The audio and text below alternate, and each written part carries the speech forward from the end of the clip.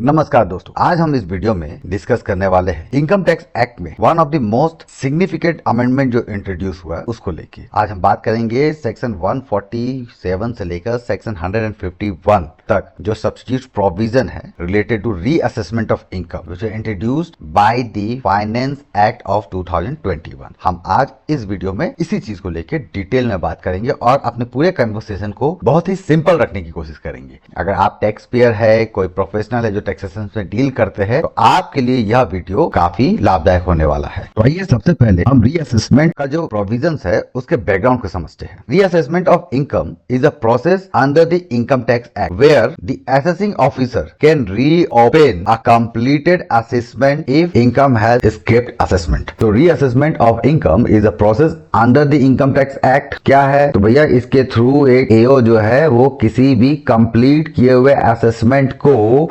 Reopen कर सकता है if the assessing officer realize that there is a income has escaped the assessment. Now before 1st April 2021, the section 147 to 151, ये जो sections है, they were governed this process. For 1st April 2021, those were section 147 to section 151. But ये जो entire process जो govern किए जाते थे by Income Tax Act section 147 to 151, they were quite complex and at a time they lead to dispute due to ambiguous, timeless and the procedures. कुछ clarity नहीं होने के चलते ये पूरा जो प्रोसेस है जो गवर्न किया जाता था एज पर सेक्शन 147 टू 151, ये थोड़ा एम्बिग्यूटी था, डिस्प्यूट रेज करता था। इसीलिए इन सभी समस्याओं को प्रॉपर्ली एड्रेस करने के लिए द फाइनेंस एक्ट ऑफ 2021 को लाया गया to revamp this entire provisions aiming with a greater clarity, efficiency and the most important the alignment with the involving digital tax environment. Now let's see the key changes introduced by the Finance Act 2021. Number 1, under section 147 income escaping assessment, इसके ऊपर already एक case law video हमने बनाया है, link हम description box में डाल देंगे, आप प्लीज उसे जरूर देखिएगा क्योंकि केस लॉस के साथ अंडरस्टैंडिंग करना क्वाइट इजी होता है। The revised section 147 allows assessing officer to reassess income only if, यहाँ पर ये दो शब्दों पर ध्यान, ओनली इफ मतलब assessing officer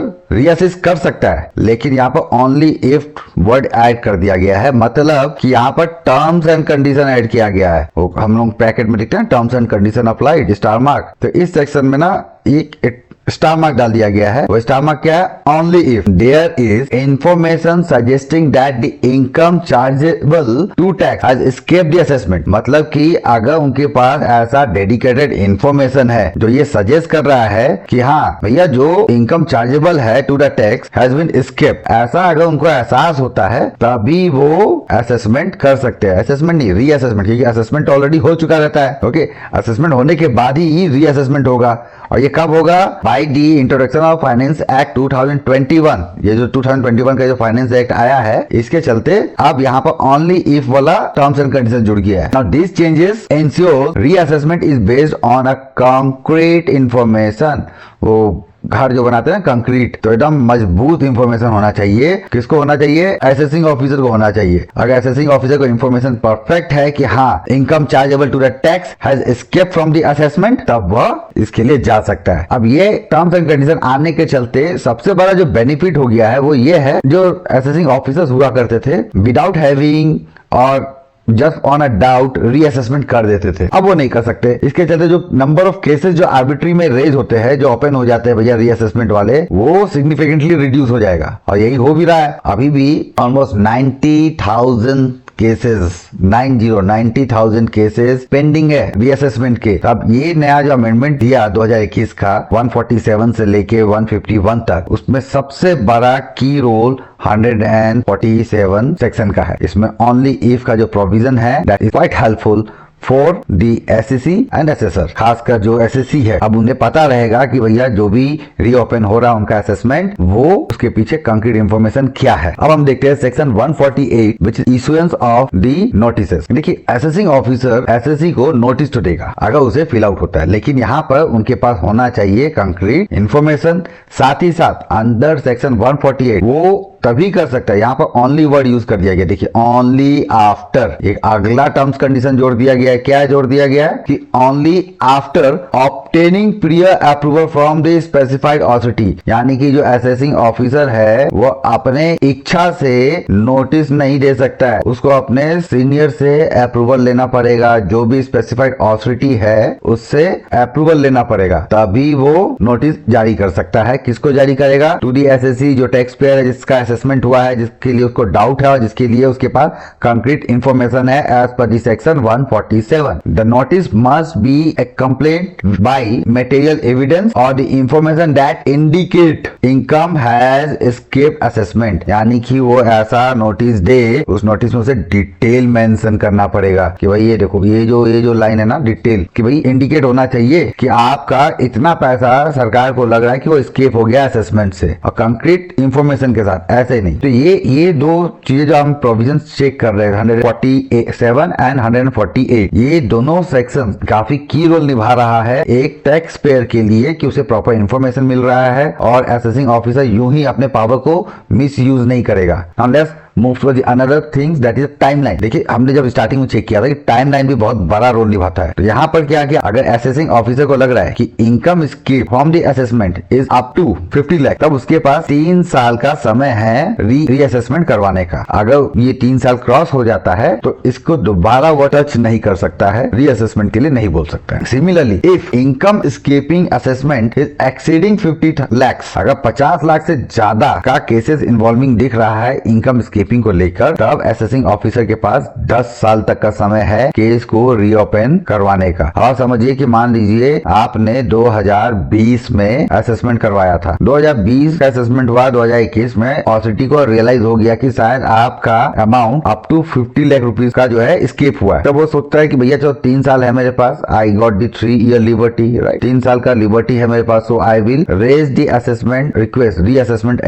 request almost within this 3 year. लेकिन किसी कारणवश वो समझिए भूल गया। अब यहाँ अथॉरिटी क्या करती थी पहले कि चलो भूल गए, एक काम करते हैं 50 लाख की जगह 51 लाख का केस बनाते हैं। तो यहाँ पर ऐसे नहीं बना सकते, अभी उनके पास ना कंक्रीट होना चाहिए। अब इस पे सवाल भी उठ सकता है, इसीलिए अब ये चीजें जो है बहुत ही स्ट्रीमलाइन कर दी गई है। Any reassessment of income must be supported by the concrete evidence. SSC को टाइम पे नोटिस जाएगा जिसमें पूरा डिटेल लिखा जाएगा। टाइमलाइन जो ये जो है अथॉरिटी के लिए टाइमलाइन प्रिस्क्राइब कर दिया। अगर सम हाउ और एनी हाउ वो रिस्पेक्टिव अमाउंट से रिलेटेड जो असेसमेंट है वो फेल हो जाता है उस पर्टिकुलर पीरियड में उसका रीओपन करवाने के लिए, तब उनके पास कोई दूसरा ऑप्शन नहीं रहता है। अगर 50 लाख से नीचे है तो विद इन 3 इयर्स, और अगर 50 लाख के ऊपर है इनकम एस्केपिंग असेसमेंट तो आपके पास 10 इयर्स का टाइम है। यानी 2020 में अगर कोई केस है और हमें authority being authority I got delayed कि भाई 3 साल में वो 50 लाख वाला नहीं कर पाया तो वो दोबारा नहीं कर सकते। हाँ, अगर वो अमाउंट मोर देन 50 लाख है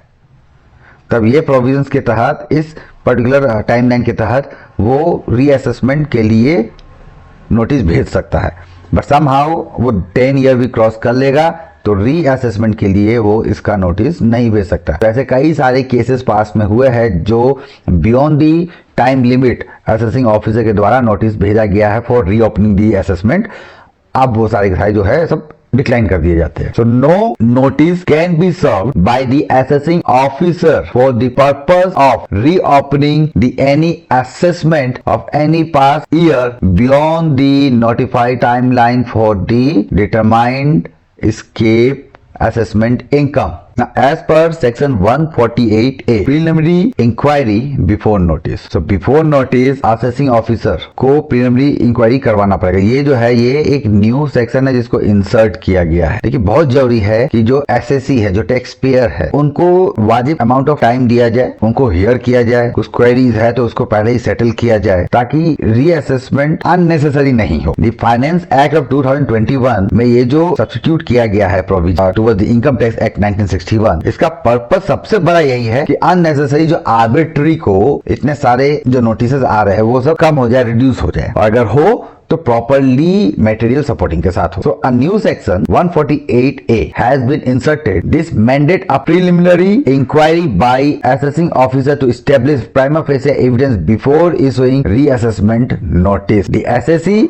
is also given a chance to explain their cases, ensuring fairness in the process। जैसा कि हमने कहा था लिमिटेशन पीरियड 10 ईयर मैक्सिमम है, लेकिन किसके लिए, अगर मोर देन 50 lakhs है। सो ऐसे अमाउंट जो मोर देन 50 lakhs है उसका 10 ईयर्स, बिलो 50 ईयर्स 50 lakhs है उसका 3 ईयर्स। बहुत ही स्ट्रिक्ट कंडीशन पे ही वैसे 10 ईयर्स तक का परमिशन दिया जाएगा। And the aim is to balance the power of AO with the right of tax payer. जी हाँ, ये सबसे सुंदर चीज है जो प्रमुख रूप से एम बनाया गया कि भैया जो एओ है वो अपने पावर को मिसयूज ना करे। होता नहीं है कि हाँ भाई ठीक है आपका असेसमेंट हो गया, नहीं कि हम तो बाद में आपको नोटिस भेजबे करेंगे। तो ये चीज जो है ना थोड़ा सा ये कर दिया गया। और यहाँ पर जो एसएससी है उनका पावर स्ट्रॉन्ग कर दिया गया। तो ये जो राइट एसएससी को मिल गया है that is the beneficiary thing for the tax payer. ये देखिए section 151 the last section of this amendment by the that is sanction for issue of notice. Now this section ensure accountability by requiring prior approval from the senior tax authority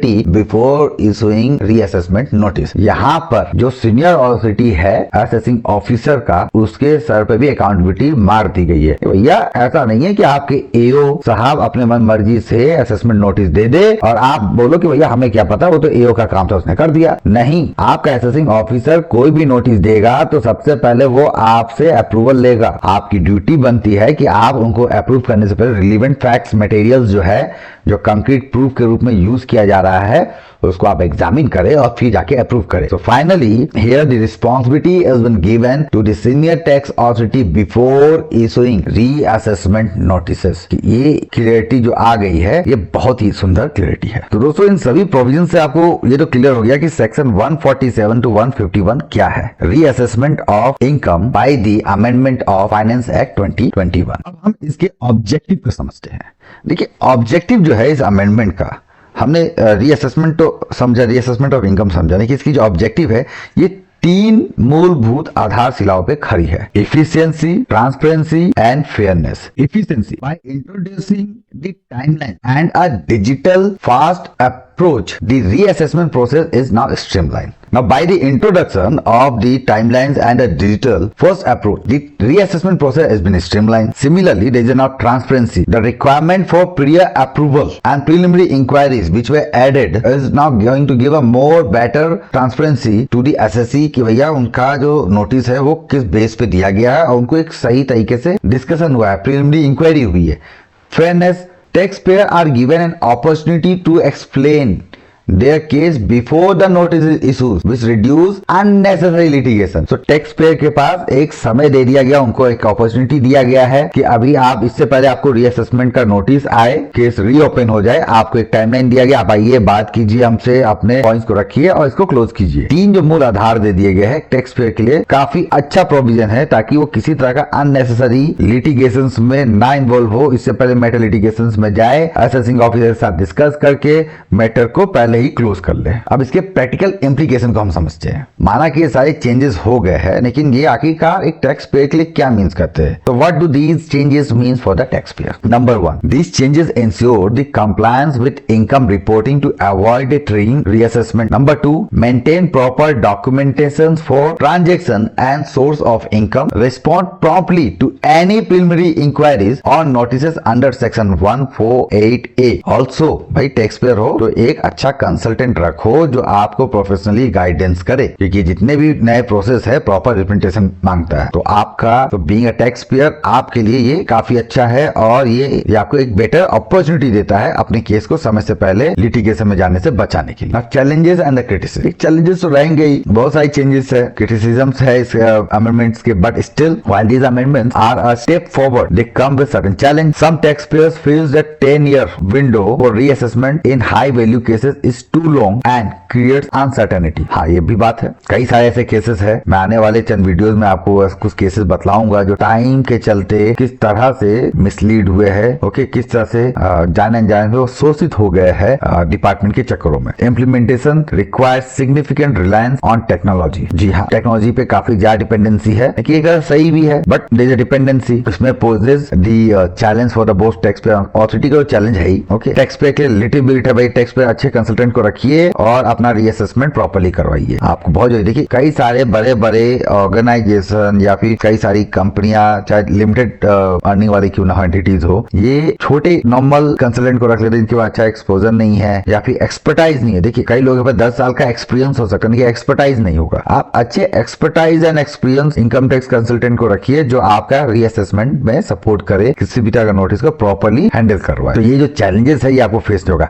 हाँ, ये 10 साल का जो window है definitely बहुत ज्यादा है, uncertainty से भरा हुआ है कि भाई 2020 में असेसमेंट खत्म किया, पता चला 9वें साल पे या 8वें साल पे या फिर 8-9 साल 5 महीने पे आपको रीओपन आया है आपका असेसमेंट का नोटिस, तब बहुत मुश्किल हो जाता है। तो इसलिए रिकॉर्ड जो है ना बीइंग टैक्स पेयर आप मेंटेन कीजिए। अब सिंस यार 10 ईयर का विंडो है तो भैया कम से कम 10 साल तो आपको अपने हर असेसमेंट ईयर का रिकॉर्ड मेंटेन करना चाहिए। 10 ईयर आप पकड़ लो अपने लिए रिकॉर्ड कीपिंग का कॉस्ट, जो भी डेटा है, सॉफ्ट डेटा, हार्ड डेटा, सब मेंटेन करो regarding the any assessment income. तो अंत में what we will say to you that changes to the section 147 to section 151 under the effect of Finance Act 2021 that represent a significant shift towards the more structured and transparent assessment process. However, it is essential to stay informed and ensure the compliance to be avoid any surprises. तो मैं आपको यही कहूंगा दोस्तों कि ये जो significant changes हुए अंडर सेक्शन 147 से लेकर सेक्शन 151 तक by the amendments of the Finance Act 2021, ये टैक्स पेयर के लिए एक छोटा सा टूल है कि वो अपने राइट को समझ के प्रॉपर टाइम से असेसमेंट क्लोज करवाए, रीअसेसमेंट क्लोज करवाए और अपने आप को अननेसेसरी लिटिगेशन मैटर में जाने से बचाए। क्योंकि देखिए 10 साल तक का भी समय मिला हुआ ऑथोरिटी को, अगर आपके पास बड़ा अमाउंट है तो 10 साल के अंत तक अगर ऑथोरिटी किसी सबूत के साथ आपका केस रीओपन कर लेता है तो बहुत चैलेंजेस होगा 10 साल का डेटा रिप्रेजेंट करने में। आमतौर पे 1 या 2 साल के डेटा रिप्रेजेंट करने में हम लोगों को दिक्कत होती है, 10 साल का आप चैलेंज समझ सकते हैं। आप सबसे अनुरोध है अच्छा सिस्टम इंट्रोड्यूस कीजिए अपने कंपनियों में, रिकॉर्ड्स को मेंटेन कीजिए, बैकअप फाइल प्रिपेयर रखिए हमेशा कि कभी भी किसी भी तरह का रीअसेसमेंट का इशू हो, before it go to the litigation आप प्रिलिमिनरी इंक्वायरी फेज पर ही इसको क्लोज कर लो। दोस्तों मैं फिर आपसे अगले वीडियो में मिलूंगा। Income tax act, labour compliances, company act, ये सारे जो डिफरेंट एक्ट्स है इनके ऊपर मेरी वीडियो बनते रहेगी। अगर आपको ये पसंद आ रहा है तो आप लाइक करो, कमेंट करो, शेयर करो, सब्सक्राइब करो और ये सब ना भी करो तो चलेगा, लेकिन ये वीडियो उन्हें जरूर भेजना जिनके लिए ये लाभदायक है। चलिए फिर मिलते हैं। जय हिंद, जय भारत।